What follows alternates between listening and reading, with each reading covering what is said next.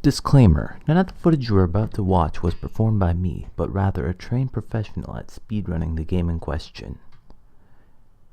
Hello and welcome to the next episode of the Speedrunner's Path, where I show you the fastest way to get to the end of your favorite video game. For this episode we will be covering F-Zero GX Very Hard Speedrun.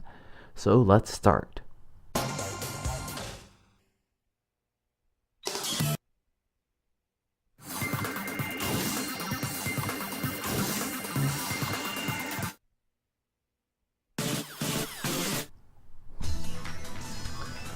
Here the runner is in the first level, grabbing 35 capsules in 60 seconds. After collecting this first capsule, the runner takes the edge of the boost plate. The reason is that going over the edge gives you a 10% increase in speed over the normal boost plate. After collecting more capsules on the left side of the track, this runner takes this diagonal line of capsules and then takes this other diagonal to increase their count. Now on to the boost lap. Boosting as fast as they can, going around the track while collecting even more capsules. The hardest part being this diagonal at the very end here. On the final lap, this runner collects the last of capsules, and at the very end here, the runner does a rail slide, a technique that allows you to go faster but drains your health like there's no tomorrow.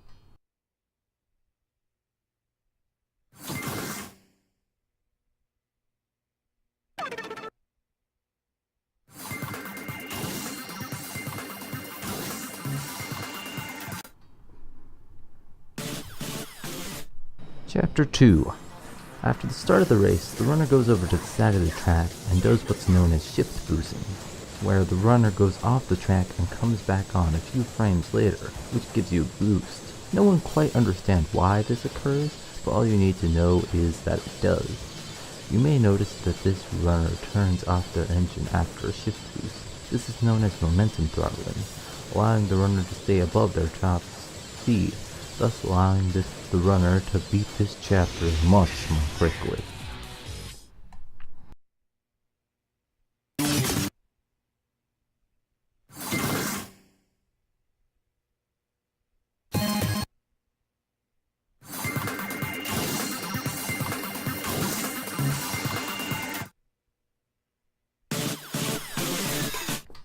Chapter 3.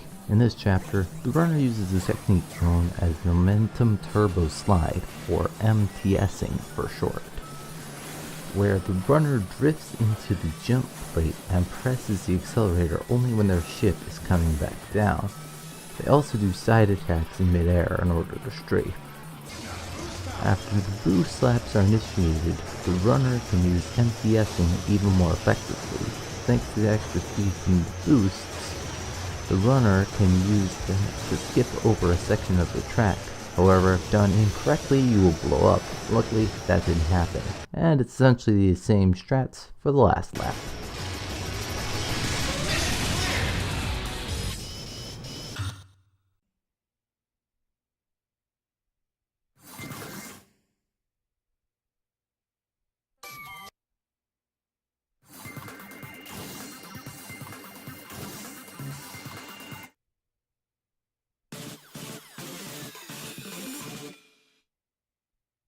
Chapter 4. This chapter is essentially the death race of this game.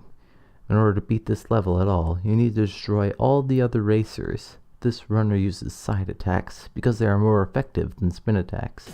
But basically this runner just destroys all the other racers and gets to the finish line.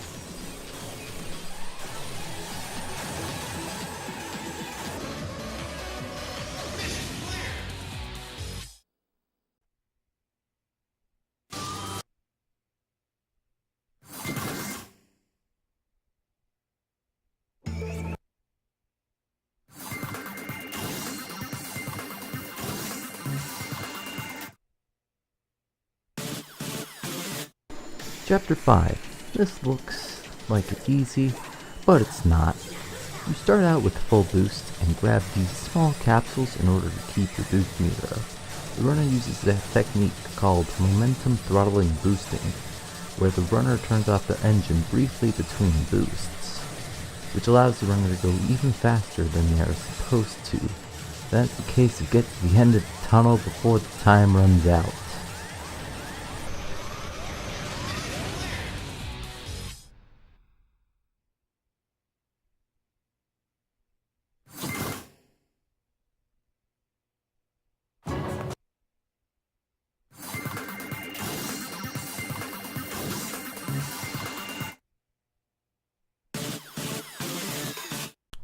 Chapter 6. This chapter is pulled straight out of the movie Speed, and on very hard, you have to stay above 800 kilometers per hour.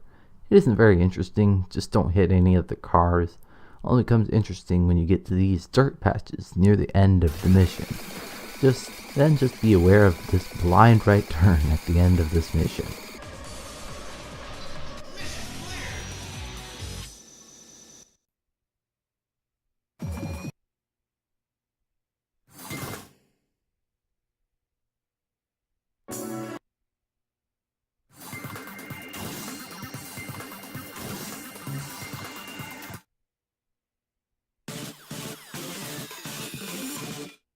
Chapter 7. This is the F-Zero Grand Prix, the hardest level in the entire game. After the start of the race, the runner uses an MTS on the ice patch and some side attacks in order to get to the front of the pack. This runner also does a shift boost on the section of the track with no reels, although it is very hard. Also, because it's on very hard difficulty, you have to deal with the characters for 5 laps instead of 3. But it's mostly a case of repetition and getting to the finish line in first place.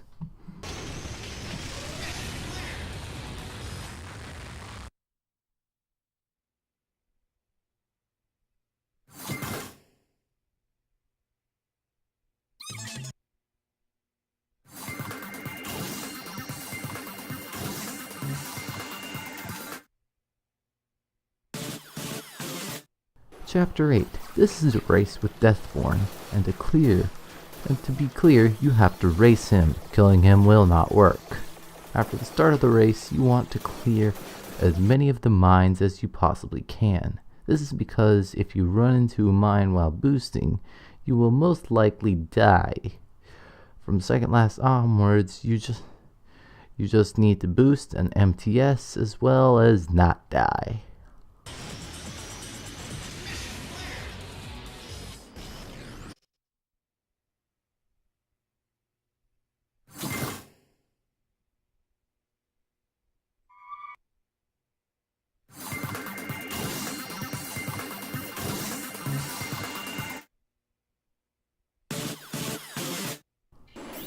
Chapter 9, last chapter of the game, where doing shift boost is vital, but they're even harder to do here because you are going uphill. After going around most of the track, you'll do an MTS here in order to jump over part of the track and go even faster. Then you use side attacks in order to strafe back to the track, then repeat for 2 more laps, and the timer ends when the mission clear disappears.